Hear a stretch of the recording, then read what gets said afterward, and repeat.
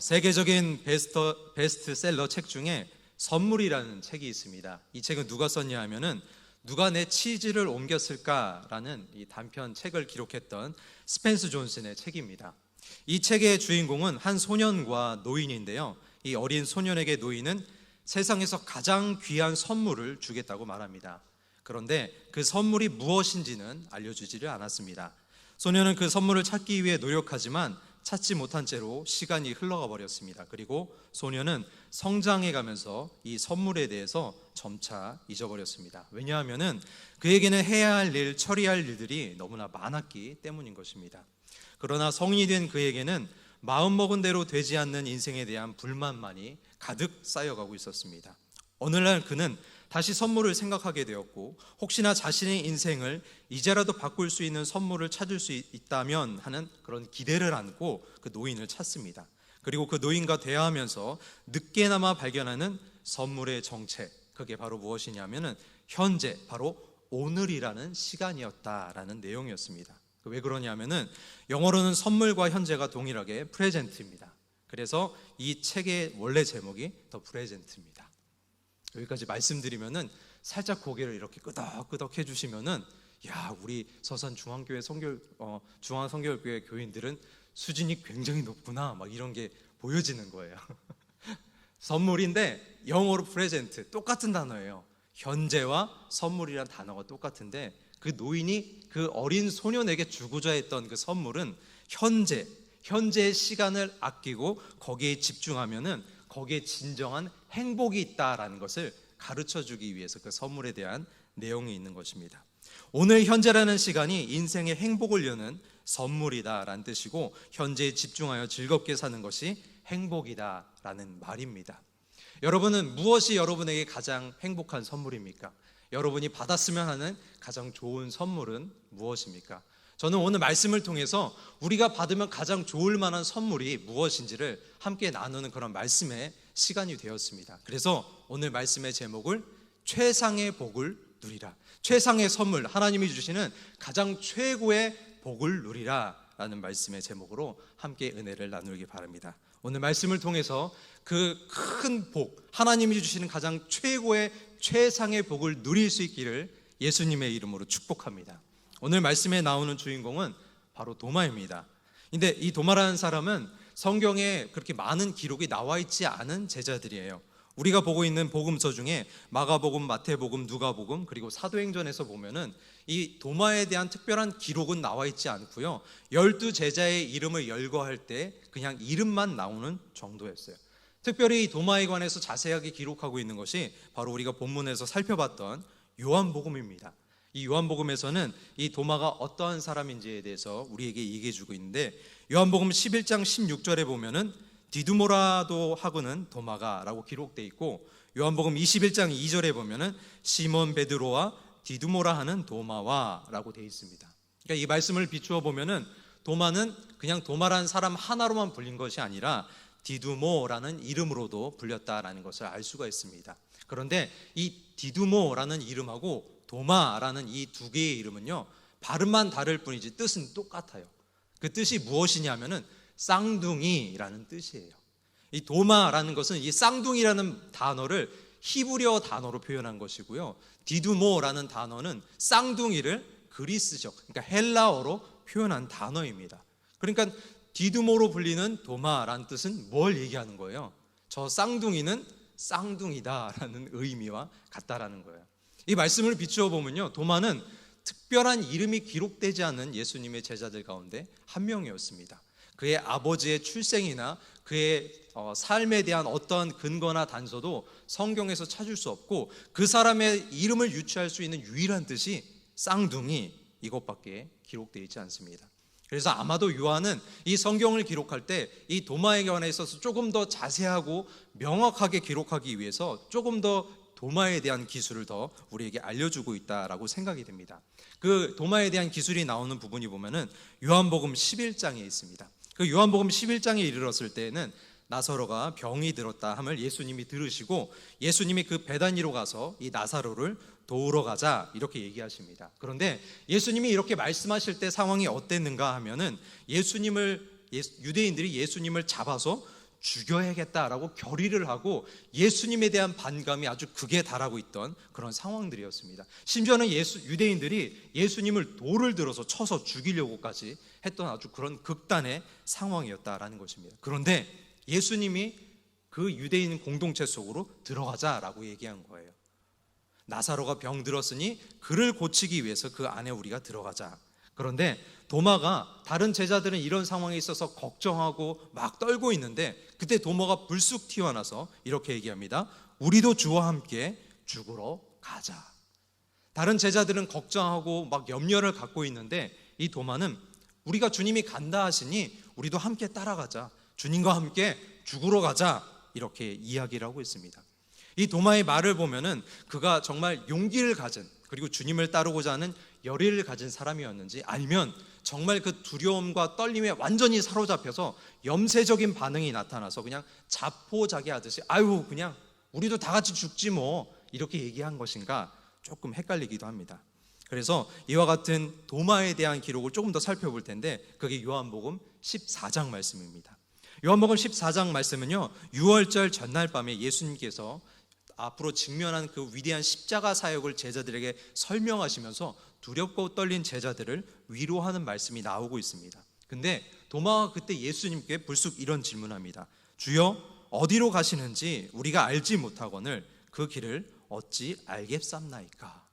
예수님의 그 십자가의 사건과 십자가의 위대한 사역을 제자들에게 설명을 하고 이야기를 해주고 있는데 그 떨리는 마음을 예수님이 위로할 때 오히려 도마는 반문을 하고 있는 거예요. 아마도 이 당시 도마는요, 예수님이 하고자 했던 그 놀라운 십자가 사역이 어떠한 길이고 어떤 역사가 이루어지는지를 아마 상상을 못했던 것 같아요. 그래서 오히려 더 반문합니다. 예수님께 요구를 하고 있는 거예요. 실체적인 모습을 저에게 보여주십시오. 이와 같은 실체적인 모습을 알지 못하면 제가 어떻게 주님을 따를 수 있겠습니까? 이렇게 반문을 하고 있는 것입니다. 이런 일련의 도마의 모습과 이야기들을 우리가 살펴보게 되면요, 그는 조금 열의를 갖고 있고 이상적인 사상을 가지고 있는 사람이면 분명하지만 그럼에도 불구하고 조금 더 합리적인 사고를 하고자 하는 마음이 있는 사람이다라는 것을 상상을 해볼 수 있습니다. 그래서 성경 주석가가요, 이런 도마에 관한 기록을 우리에게 이렇게 알려주고 있습니다. 갈릴리 출신의 어부였던 도마는 열정적이면서도 이성적인 사람이었다. 예수님께서 충성된 마음으로 헌신하기로 작정한 도마는 예수님을 위해서라면 어떠한 위험이라도 감수할 각오가 되어 있었다. 예수님을 뜨겁게 사랑하는 도마는 예수님께서 병든 나사로를 방문하시려고 할 때 다른 모든 제자들의 반대에 맞서 주와 함께 죽으러 가자고 선언할 만큼 담대하고 의리가 있는 사람이었다. 스스로 하나님의 아들이심을 증거하는 예수님을 죽일 음모를 꾸미고 있는 유대 땅에 간다는 것은 곧 생명을 내놓는 행위였다. 그러나 도마에게는 어떠한 난관이나 생명의 위협도 장애가 될 수 없었다. 오직 사랑하는 예수님을 끝까지 따르기 원하는 도마의 마음은 사지에서라도 따라갈 각오가 되어 있었던 것이다. 도마의 모습을 우리가 좀 상상해 보면 어떤 사람인지 좀 그려지십니까? 열정적이고 열의가 있는 사람이지만 현실적인 상황과 인지를 요구하는 사람이에요. 합리적인 사고와 결론을 도출해내지 아니하면은 움직이기가 힘든 사람이다라는 것이에요. 그와 같은 도마의 모습을 가장 극단적으로 표현해주고 나타내주는 것이 바로 우리가 읽었었던 본문 말씀입니다. 예수님께서 십자가에서 죽으시고 부활하신 이후에 첫 번째로 제자들에게 나타나셨습니다. 그리고 제자들에게 두렵고 떨리는 제자들에게 평안할지어다 축복하시면서요, 그들에게 숨을 내쉬면서 성령을 받으라 라고 말씀을 하십니다. 그런데 그 자리에 지금 마침 누가 없었냐라고 한다면은 도마가 바로 그 자리에 없었습니다. 근데 예수님이요, 그 제자들에게 나타나셔서 그들을 축복하시고 돌아가고 난 다음에 제자들이 나타난 그 예수님을 위해서 놀랍고 신비로운 상황 가운데 빠져 있을 때 도마가 제자들을 찾아왔어요. 근데 제자들이 도마에게 막 얘기했을 거 아니에요. 죽으셨던 주님이 부활하셨다. 죽으셨던 예수님이 우리 가운데 오셔서 우리를 위로하시고 우리를 축복해 주셨다. 근데 도마는요, 그걸 받아들일 수가 없어요. 그는 이상적이고 열정적인 사람이었지만 자기가 생각하는 합리적인 판단과 이성에 근거하지 않으면 믿을 수가 없는 거예요. 그래서 도마는 뭐라고 얘기합니까? 예수님이 살아나셨다고? 너희들이 얘기하는 그 예수님이 정말로 살아나셨어? 만약에 그가 정말 십자가에서 죽으셨다가 살아나셨다, 라고 한다면은 내가 그의 손의 못자국을 보며 내 손가락을 그 못자국에 넣으며 내 손을 그 옆구리에 넣어보지 아니하고는 믿지 아니하겠다라고 얘기를 합니다. 지금 도마가 하는 이야기를 한번 잘 들어보세요. 예수님을 따르던 제자였어요. 예수님을 열정적으로 믿고 예수님이 죽으러 갈 것 같은, 예수님이 심판당해서 유대인들에게 돌에 맞아 죽을 것 같은 상황에서도 나는 예수님을 따라 죽으러 가겠노라 담대하게 말할 수 있는 열정적인 사람이었습니다. 그런데 그렇게 예수님을 따르던 자가 예수님이 십자가에서 죽는 걸 목격하게 된 거예요.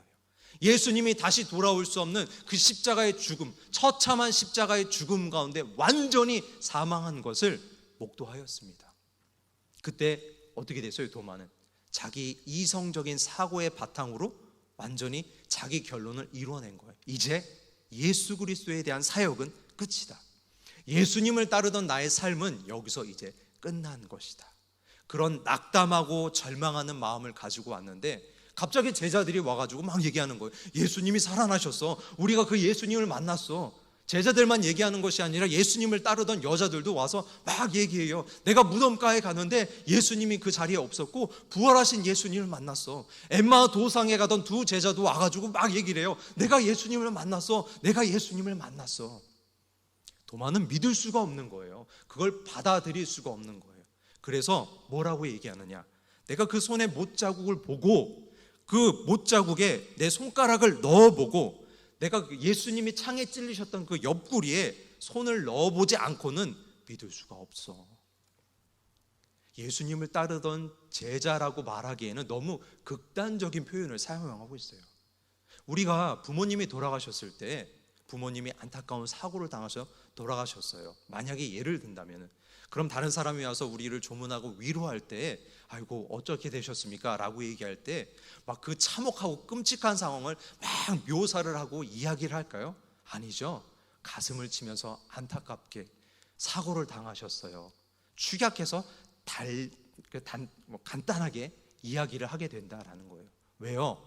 존경하는, 내가 사랑하는 부모님에 대해 죽음에 관해 있어서 막 이렇게 묘사하고 상황을 이야기할 필요가 없는 거예요. 오히려 더 그 죽음을 헛되이 만드는 결과를 만들어내기 때문에 그런 거예요. 근데 보세요, 도마가 죽음에서 부활했다고 예수님을 만났다고 얘기하는 제자들에게요, 세상에 예수님 그 손에 못자국을 내가 봐야겠어. 내 손가락을 그 구멍에 한번 넣어봐야 돼. 예수님 옆구리에 창자국 찔렸던데 내가 손을 넣어보지 않고는 못 믿겠어. 얼마나 극단적으로 얘기를 하고 있는지 한번 상상을 해보세요. 근데 아마도 이성적인 사고를 주로 가지고 있고 거기에 합리적인 결론에 도달했을 때 열정적으로 움직이던 도마의 모습을 상상해 보면은 우리가 조금 이해는 할 수 있습니다. 특히 예수님이 십자가에서 죽으시고 부활하신 날이 유월절 다음 날이에요. 그런데 예수님이 나타나셨던 그 사건 이후에 예수님이 그 다음 날 또 나타나시고 그 다음 날 또 나타나시고 했던 게 아니었어요. 예수님이 십자가에서 부활하신 이후 사건 이후에요, 8일이 지난 이후에야 예수님이 다시 한번 나타나게 되십니다. 그러면 그동안 무슨 일이 있었을까요? 유대인의 절기상으로는요, 유월절 이후부터는 무교절이 시작되는 거예요. 7일 동안 무교절의 절기를 지키고 시작할 때와 끝날 때에 큰 성회를 베풀기 때문에요, 많은 유대인들이 아직 그 성에, 예루살렘 성에 모여있는 상황이었어요. 그러니 예수님을 따르던 제자들도 다른 곳으로 가지 않고 아직 그 성에 남아있는 거예요. 그런데 다른 백성들처럼, 일반 백성들처럼 성회에 나가지 못하고 모였을 때 어떻게 하는 거예요? 자기들끼리만 모여 있는 거예요. 왜? 제자들이 따르던 예수님이 십자가에 못 박혀 죽었으니까. 그리고 예수님을 따르는 자들에 대한 핍박이 있으니까. 그래서 어떻게 하는 거예요? 자기들끼리만 모여 있는 거예요. 근데 예수님이 그 첫 절기의 시작에 제자들에게 부활해서 나타나셨던 거예요. 그래서 예수님이 제자들을 축복하셨어요. 그리고 다음 날 안 나타나신 거예요. 그 다음 날도 안 나타나신 거예요. 그렇게 8일이 지났어요. 그런데 도마는요, 그 부활하신 예수님을 만난 제자들하고 지금 일주일 이상을 같이 있는 거예요.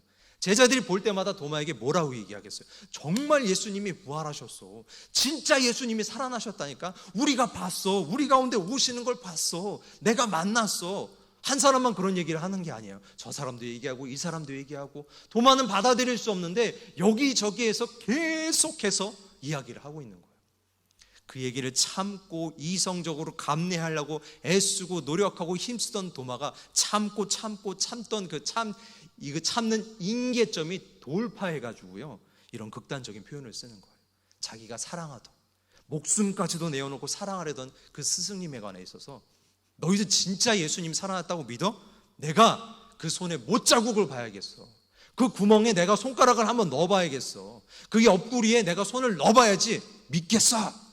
얼마나 화가 났으면, 얼마나 분노에 사로잡혔으면 이와 같은 이야기를 하고 있을까. 도마는요, 그렇게 열심히 예수님을 따르고 열정적으로 예수님을 따르고 예수님을 향해서 끝없는 이상을 품고 있었지만, 예수님이 돌아가셨을 때 자기가 품었던 모든 이상을 다 내려놓고 자기의 삶까지도 포기할 만큼 낙담하고 큰 근심 가운데 지금 빠져있는 상황입니다. 주변에서 사람들이 자기를 좀 위로해 줬으면 좋겠는데 위로하기는커녕 주변에서 자꾸 이상한 소리를 하는 거예요. 죽은 우리 스승님이 살아나셨다, 우리 예수님이 살아나셨다, 한두 사람이 얘기하는 게 아니에요. 믿을 수가 없는데 자꾸만 그 얘기를 하니까 참다가 나중에 임계점이 터져버린 거예요. 쉽게 얘기해서 뭐라고 얘기해요? 우리가 뚜껑이 열린 거예요. 터져버렸어요. 그래서 이런 극단적인 표현까지 하면서 내가 그 예수님을 보지 않으면 내가 믿지 못하겠노라. 예수님이 첫 부활 이후에 제자들에게 나타나셔서 제자들을 위로하시고요, 하루, 이틀, 3일, 나흘 지나고요, 무교절의 모든 절기가 다 지났음에도 불구하고 아직 다시 제자들에게 나타나지 않으셨습니다. 예수님이 언제 나타난 줄 아십니까? 무교절 절기가 다 끝나서 이제 모든 예루살렘에 있던 이스라엘 백성들이 다 각 처지로, 자기가 살던 집으로 다 흩어져서 돌아가게 되었을 때쯤, 그때 다시 한번 오늘 말씀처럼 제자들 가운데 임하셨습니다. 그런데 첫 번째 제자들에게 나타나셨을 때는 예수님의 나타나심이 어떤 나타나심이었느냐, 거기에 있는 모든 제자들과 두려워하고 슬퍼하고 떠는 모든 사람들을 위로하기 위해서 나타나셨어요. 그런데 지금 우리가 읽었던 본문 말씀에서 예수님이 나타나는 사건의 말씀 한번 잘 읽어보세요. 예수님이 나타나시는 게 누구를 위해서 나타나셨을까요? 예수님이 두 번째 자기 자신을 드러내시고 제자들 가운데 임하셨는데 예수님이 누구를 위해서 나타나셨을까요? 누구와 말을 하시고 누구에게 이야기하시고 누구에게 초점을 지금 맞추고 계실까요? 여태까지요, 도마에 대한 그 어떠한 기록도 복음서에 나타나 있지 않았어요. 제자들 가운데서도 특별한 것이 없는 사람이었어요. 그냥 이름만 나열되는 사람이었어요. 심지어 그 사람의 이름은요, 그냥 쌍둥이에요. 출신 성분도 몰라요.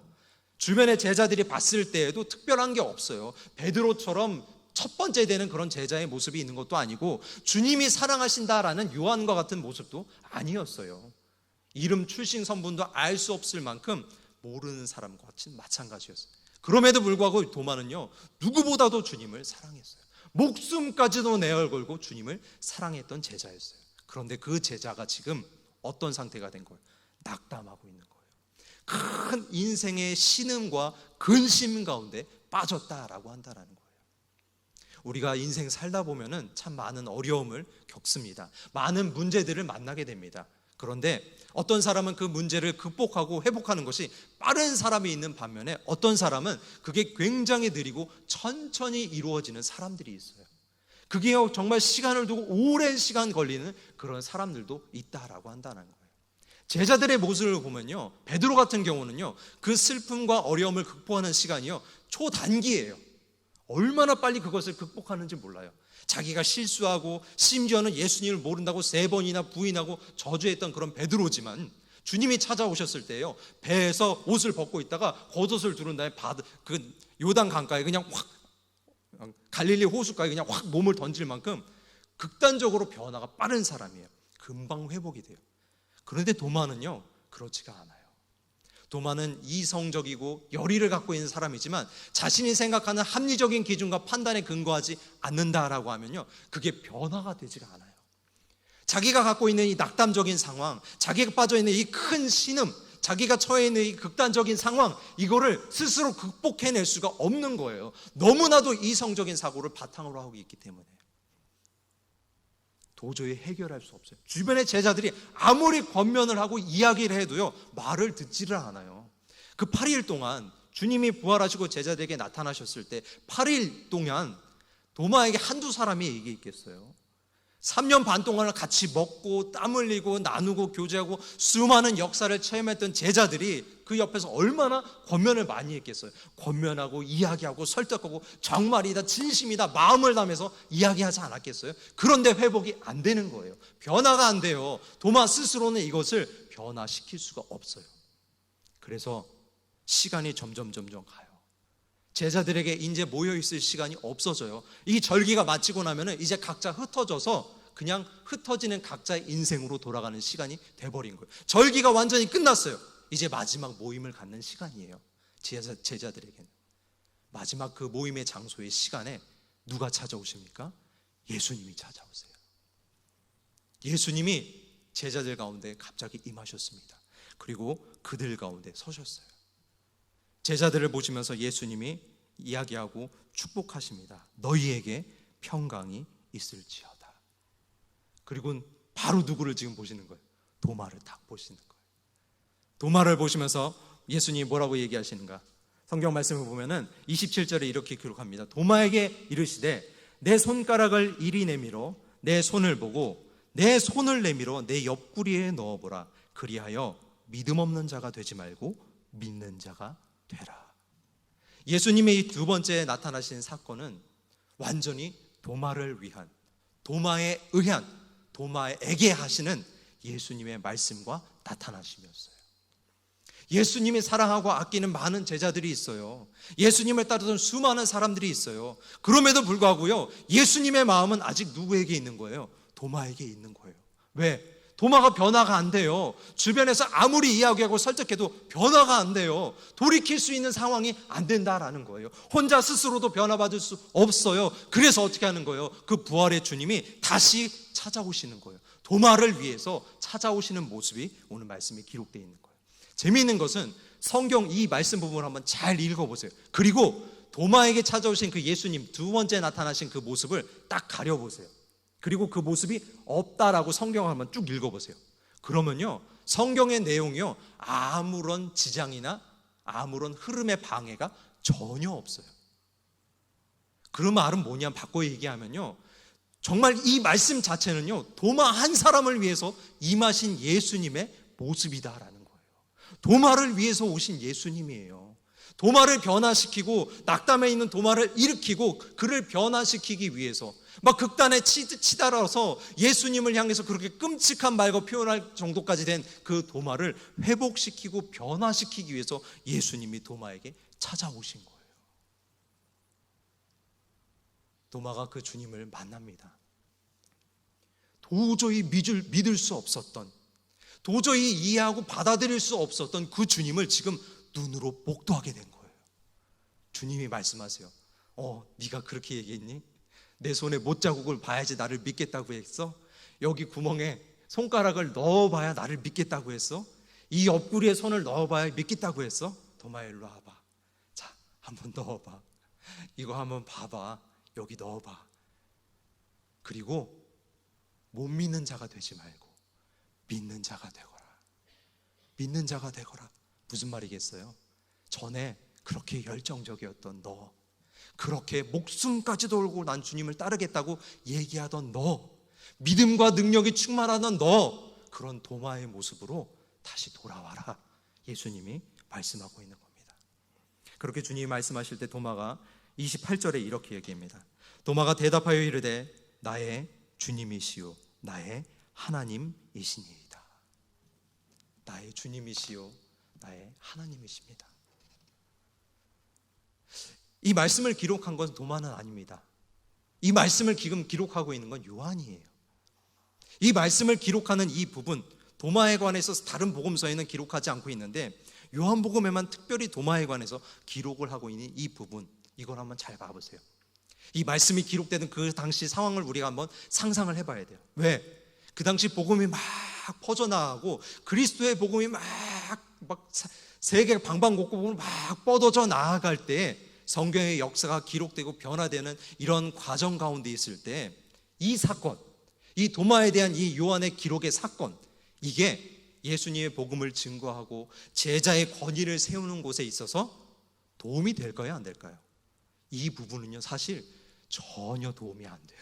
왜? 이 부분은요, 도마에게는 부끄러운 모습이에요. 도마에게는 감추고 싶은 이야기예요. 굳이 여기에다 이것을 안 넣었으면 하는 얘기가 지금 들어가 있는 거예요. 특별히 12제자 가운데 한 명이잖아요. 12사도 가운데 한 명이에요. 주님이 특별히 세우셨던 12사도 가운데 한 사도예요. 그래 복음이 전파돼 가지고요, 예수님의 사도들이 이런 일을 하고 이런 일을 감당한다는 막 이야기를 할 때 주변의 사람들이 아니 도마가 이런 말을 했었어? 아니 도마에게 이런 면이 있었어? 라고 할 만한 내용이 지금 여기 들어가 있는 거예요.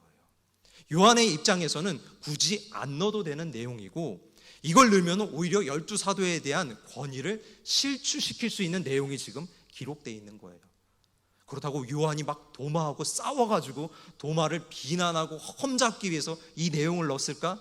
그것도 아니겠죠. 요한은요, 이 사건을 기록하면서 부족하고 연약한 그 도마를 알고 있어요. 상처받고 깨어지고 크게 낙담해서 누구보다도 열정적으로 목숨까지도 걸고 주님을 따르겠다 했던 그 도마가 크게 낙담해서 쓰러져 있는 것을 누구보다 알았어요. 그리고 그를 위해서 찾아오신 예수님, 그를 회복시키기 위해서 도마를 품어주시는 그 예수님, 그 모습을 기록하고 싶었던 거예요. 오늘 이 말씀이 우리에게는 이렇게 큰 은혜가 되는 줄 믿으시길 예수님의 이름으로 축복합니다. 우리가 때론 상처받고 힘들고 어려운 상황에 처할 때 주님은 절대 우리를 내버려 두지 않으십니다. 우리가 외롭고 고통스러운 길 가운데 있을 때 주님은 절대 그곳에 우리를 혼자 두지 않으세요. 부활의 주님, 그 영광의 주님이요, 직접 찾아오셔서 그를 회복시키기 위해서 그 말을 하신다라는 거예요. 도마가 한 말을 꺼내서 하시는 거예요. 도마야, 여기 만져봐. 괜찮아. 일로 와봐. 이거 만져봐. 이거 그 손가락 넣어도 괜찮아. 여기 옆구리 여기 한번 봐봐. 이거 봐봐. 괜찮아. 그리고 너 옛날에 그 도마로 다시 살자.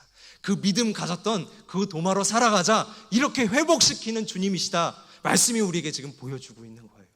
우리가 어려운 상황에 있을 때, 고통스러운 상황에 있을 때, 사망의 음침한 골짜기를 걷는 것과 같은 그와 같은 때에도 주님의 관심과 주님에 대한 마음, 주님에 대한 그 사랑은요, 항상 우리를 향하고 있는 거예요. 아니, 나를 향하고 있는 거예요.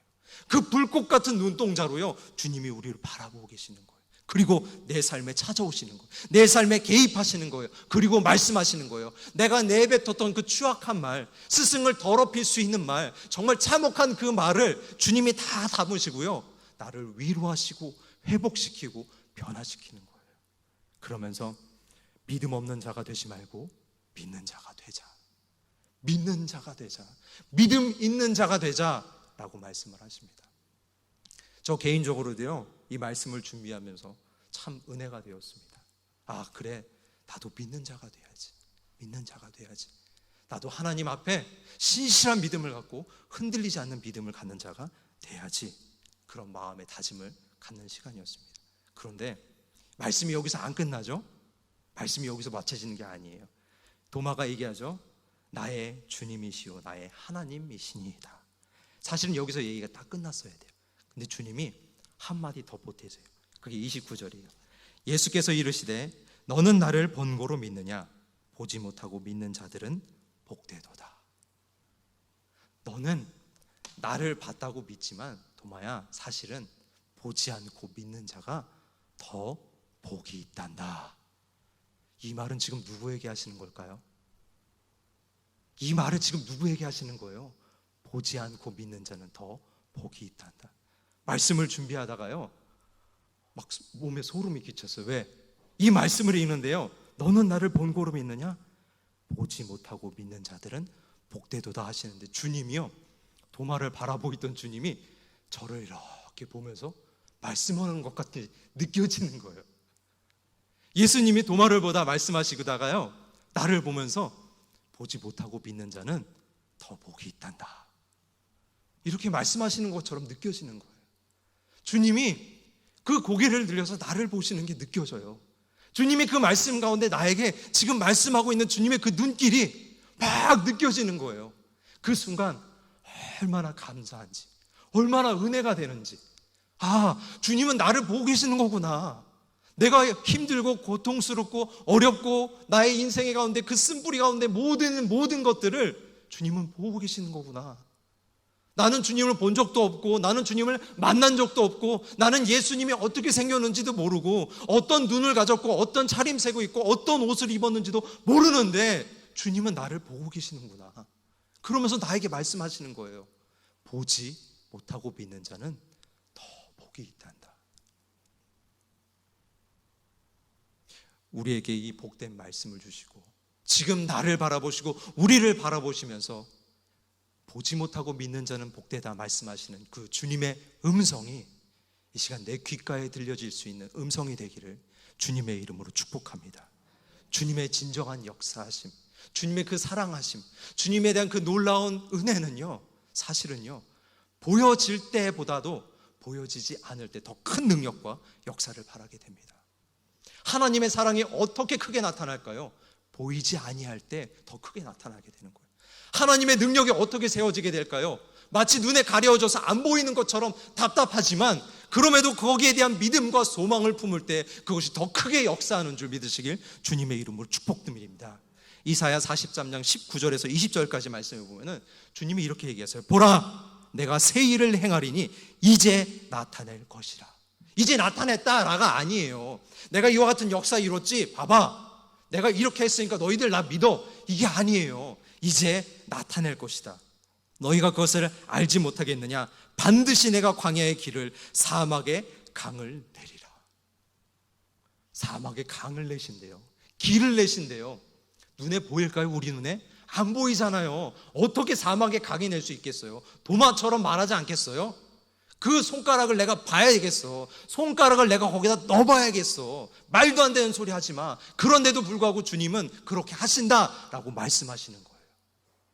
그리고 그걸 믿을 때, 그걸 받아들일 때, 내 마음에 체득되게 내가 그것을 내 마음의 소망으로 품을 때 주님은 그것을 우리에게 은혜로 바꾸어서 우리에게 한량없는 은혜와 주님의 사랑을 부어주심을 주님의 이름으로 믿으시길 주님의 이름으로 축원드립니다.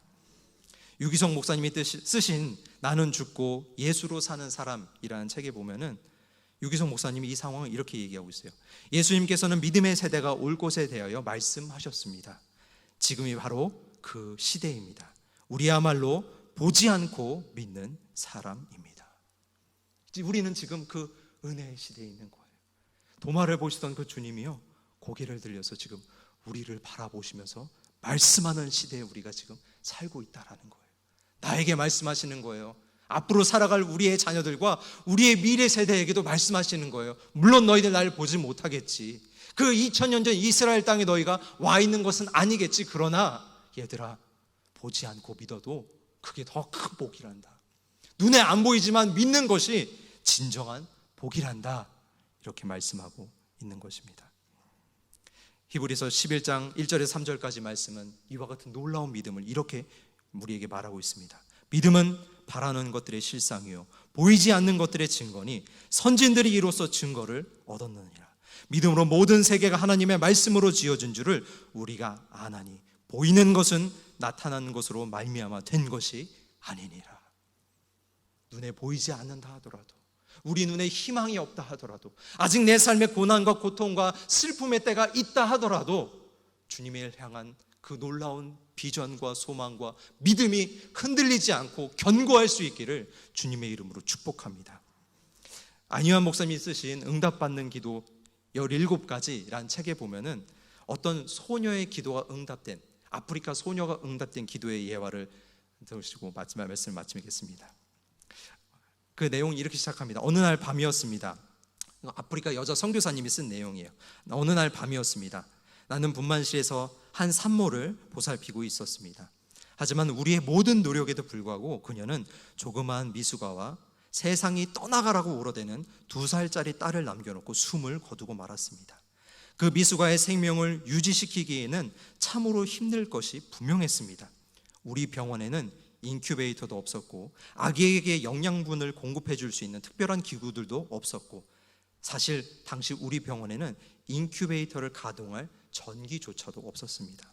우리는 적도에 살고 있습니다. 하지만 밤에는 생각지도 못하게 불어오는 바람 때문에 으스스할 때가 많습니다. 한 간호학교 학생 산파가 이런 아이들을 위해 준비해둔 상자와 아기를 쌀 면수건을 가지고 갔습니다. 또 다른 산파는 물을 끓이기 위해 불을 피웠습니다. 잠시 후 그녀는 당혹스러운 모습으로 돌아와서 이렇게 말했습니다. 선생님, 물을 끓여서 고무 보온병에 넣는 순간 그만 보온병이 터져버렸습니다. 그런데 그게 저희에게 있는 마지막 보온병이었습니다. 열대 기후에서는 고무가 쉽게 상하기 마련이었습니다.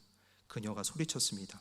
엎질러진 우유를 놓고 아무리 울어도 소용없다는 서양 속담처럼 이곳 중앙아프리카에서 터진 보온병을 놓고 아무리 울어도 소용이 없을 판이었습니다. 주전자가 나무에서 자라는 것도 아니고 숲을 나가면 약국이 있는 것도 아니었습니다. 괜찮아요. 아기가 안전할 정도로 가능한 한 불 가까이 눕히세요. 그리고 바람을 막을 수 있도록 문과 아기 사이에 누우세요. 당신의 일은 아기를 따뜻하게 유지하는 것입니다. 다음날 정오쯤이었다. 여느 때와 마찬가지로 나는 지원하는 고아원 아이들과 함께 기도하러 갔습니다. 나는 아이들에게 여러 가지 기도 제목을 내놓았습니다. 덧붙여 갓 태어난 작은 아기를 위해서도 기도해 달라고 했습니다. 나는 보온병 이야기를 하면서 그 아기의 체온을 일정하게 유지하는 게 어떤 어려움이 있는지를 설명을 했습니다. 아기의 체온이 내려가면 아기는 쉽게 죽을 수 있었습니다. 나는 또한 아이들에게 엄마가 죽어서 울고 있는 2살짜리 아이에 대해서도 말해 주었습니다. 기도 시간에 10살 된 루시라는 여자아이가 아프리카 아이들이 보통 그렇게 하듯 무뚝뚝하고 간결하게 기도했습니다. 룻은 이렇게 기도했습니다. 하나님, 우리에게 보온병을 보내주세요. 하나님, 내일이면 소용이 없습니다. 그때면 아기가 죽을 겁니다. 그러니 제발 오늘 오후에 보내주세요. 나는 그 담대하고 용감한 기도에 가슴이 미어질 판이었습니다. 그러나 룻은 마지막에 이렇게 덧붙였습니다. 그리고 하나님, 보내주실 때 저 어린 소녀를 위해 작은 인형도 하나 보내주세요. 하나님이 그 애를 얼마나 사랑하는지 그 애가 알 수 있게 말이에요. 아셨죠? 아이들과 함께 기도할 때 자주 그렇게 하듯 나는 한 방 맞은 기분이었습니다. 내가 정직하게 아멘 할 수 있었을까? 나는 하나님께서 이렇게 하실 수 있다고 믿지 않고 있었습니다. 물론 나는 그분이 무슨 일이든 다 하실 수 있다는 것을 알고 있습니다. 성경이 그렇게 말을 하고 있습니다. 그러나 거기에는 한계가 있습니다. 그렇지 않습니까? 내 마음속엔 상당히 큰 그러나들이 있었기 때문입니다. 하나님께서 이 특별한 기도에 응답하실 수 있는 유일한 방법은 고향에서 붙인 소화물을 나에게 보내시는 것뿐이었습니다. 하지만 당시 나는 아프리카에서 거의 4년을 있으면서도 고향에서 소포를 받은 적이 단 한 번도 없었습니다. 설령 누가 나에게 소포를 보낸다 하더라도 누가 거기 보온병을 넣어 보내겠습니까? 나는 지금 아프리카 적도에 살고 있는데요. 오후가 반쯤 지날 무렵 나는 간호사 훈련학교에서 학생들을 가르치고 있었습니다. 그때 누군가가 들어와서 내 집 앞에 차가 한 대 와 있다고 전해 주었습니다. 내가 집에 도착했을 때 차는 가고 없었고 베란다에 10kg짜리 꾸러미가 하나 놓여 있었습니다. 나는 눈물이 찔끔 나는 것을 느꼈습니다. 나는 혼자서 그 꾸러미를 열 수가 없었습니다. 그래서 고아원 아이들을 데려왔습니다. 우리는 함께 조심스럽게 끈을 하나하나 풀었습니다. 우리는 포장지를 함부로 찢지 않기 위해 조심스럽게 접었습니다. 우리는 기대하기 시작했습니다. 20-30명 되는 아이들의 눈동자가 큰 상자에 맞춰졌습니다. 맨 위의 상자에서 나는 밝은색 니트 셔츠들을 꺼냈습니다. 옷을 아이들에게 나눠주자 아이들의 눈동자가 반짝였습니다. 그 다음 상자에서는 한센 환자들을 위한 붕대들이 들어있었습니다. 그러자 아이들은 조금 실망한 표정을 지었습니다. 그 다음 상자에서는 건포도가 들어있었습니다. 주말에 건포도 롤빵을 만들어 먹으면 딱 좋을 것 같았습니다. 그 다음 나는 다시 자루에 손을 넣었습니다. 그런데 무언가 잡혔습니다. 정말일까? 나는 그것을 끄집어냈습니다. 정말이었습니다. 상표가 그대로 붙어있는 고무 보온병이었습니다. 나는 그 자리에서 소리내서 엉엉 울었습니다. 나는 하나님께 그것을 보내달라고 기도하지 않았습니다. 나는 하나님께서 그것을 보내주실 수 있다고 믿지 않았습니다. 그런데 룻은 아이들 맨 앞에 있었습니다. 룻은 앞으로 달려오면서 소리쳤습니다. 하나님께서 보온병을 보내셨으면 틀림없이 인형도 보내셨을 거예요. 룻은 상자 바닥까지 뒤적이다가 작고 예쁜 옷을 입은 옷을 꺼냈습니다. 룻의 눈이 빛났습니다. 룻은 전혀 의심하지 않았습니다. 룻은 나를 올려다보면서 이렇게 이야기했습니다. 엄마, 저랑 같이 가서 그 아이에게 이 인형을 전해줄래요? 하나님께서 그 아이를 얼마나 사랑하시는지 그 애가 알 수 있게 말이에요. 그 소화물이 배달되는 데는 꼬박 5개월이 걸립니다. 그 짐은 내가 가르쳤던 주일학교 학생들이 보낸 것이었습니다. 지금 이들을 지도하는 선생님은 적도에 보온병을 보내라는 그 하나님의 긴급한 명령을 듣고 순종했던 것이고, 그 반 여자아이 하나가 그날 오후 인형을 주시라고 믿고 기도한 10살 소녀의 기도에 응답함으로 말미암아 아프리카 아이들을 위해서 인형 하나도 넣었던 것이었습니다. 이 기도의 간증을 보면서 뭐가 느껴지시나요? 어떻게 이렇게 기도할 수 있을까요? 눈에 보이지 않잖아요. 눈에 보이는 거는 죽어가는 아이들이에요. 기근과 질병으로 죽어가는 아이들이에요. 아프리카에 어떤 기구가 있겠습니까? 전기가 있겠어요? 뭐가 있겠어요? 약조차도 없는데요. 그 이상적인 현실로 판단해 보세요. 아무것도 이루어질 수 없어요. 그런데 그 10살짜리 룻 아이가 기도하는 걸 보세요. 눈에 보이지 않는 것, 눈에 보이지 않지만 하나님이 주실 것을 믿는 믿음 가지고 하나님 앞에 기도했을 때 무려 5개월 전부터 하나님이 그 놀라운 역사를 예비해서 그들에게 하나님이 주신 은혜가 이렇게 나타나게 된 것입니다. 주님이 지금 우리에게 말씀하시는 겁니다. 너는 나를 본고로 믿느냐? 보지 못하고 믿는 자들은 복되도다. 오늘 이 말씀이 우리의 심령을 변화시키고, 우리가 어떤 상황에 빠져 있다 할지라도 주님을 향한 그 믿음을 가지고 신실한 마음을 가지고 하나님 앞에 나아갈 때 하나님이 우리를 변화시키고 우리에게 무한하신 한량없는 은혜와 사랑으로 충만하게 하는 역사가 우리 삶 가운데 충만하시기를 주님의 이름으로 축복합니다. 우리 말씀을 생각하면서 우리 기도하실 텐데, 우리 마음이 상한 자를 우리 같이 찬양드리겠습니다.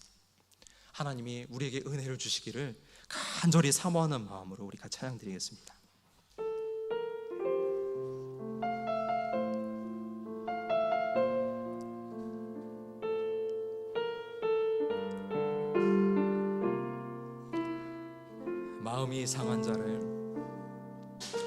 마음이 상한 자를 고치시는 주님, 하늘의 아버지 날 주관하소서. 주의 길로 인도하사 자유케 하소서. 새 일을 행하사 분케 하소서. 의에 줄이고 목이 마르니 성령의 기름 부소서. 의에 줄이고 목이 마르니 내 잔을 채워주소. 의에 줄이고